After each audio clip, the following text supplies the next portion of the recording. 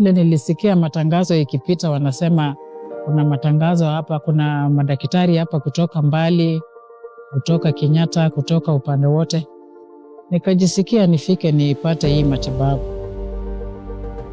kwa sababu hii ugonjwa naona nimeshakaa naye kutoka 2018 mpaka saa hii bado inaniuma.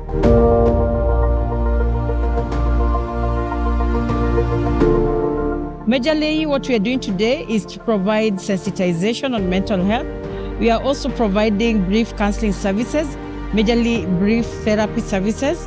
And apart from that, we are also referring patients who might need further follow-up to various hospitals within the constituency.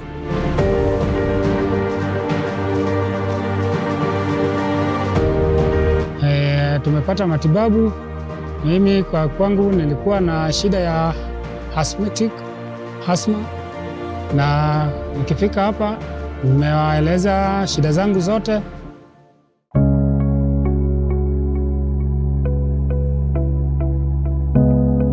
Shida tu ilikuwa hii ugonjwa yenye inanisumbua upande wa ribs. Hiyo ndio shida kuu sana, ndio imenileta hapa. Hiyo process ni mzuri sana, hata nimeifurahia. Vile madaktari wamepanga watu, hakuna cha kufinyana, hakuna kelele, inaendelea sawa sawa.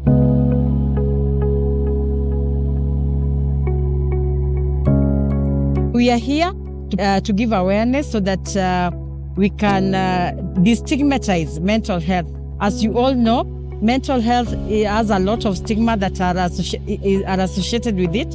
And so by coming here, we are trying to destigmatize mental health generally in the community. So we encourage all community members to come and just come to our tent so that they can get a little bit of sensitization on mental health.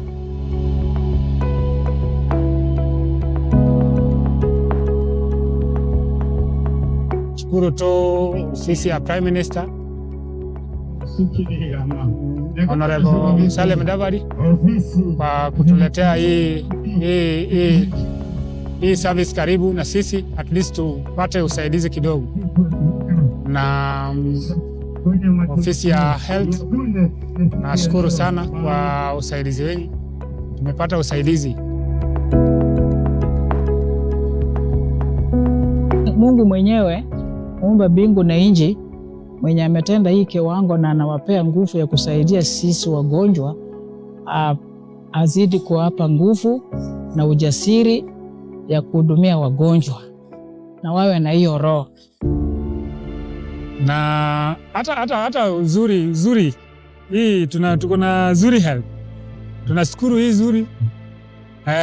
Wametufanyia services yao ni nzuri sana. Tumepata kama wametupea services ya kutosha. Tena wanatutreat kama wadhamini, watu wadhamini sana, watu wadhamana. Nashukuru sana watu wa health.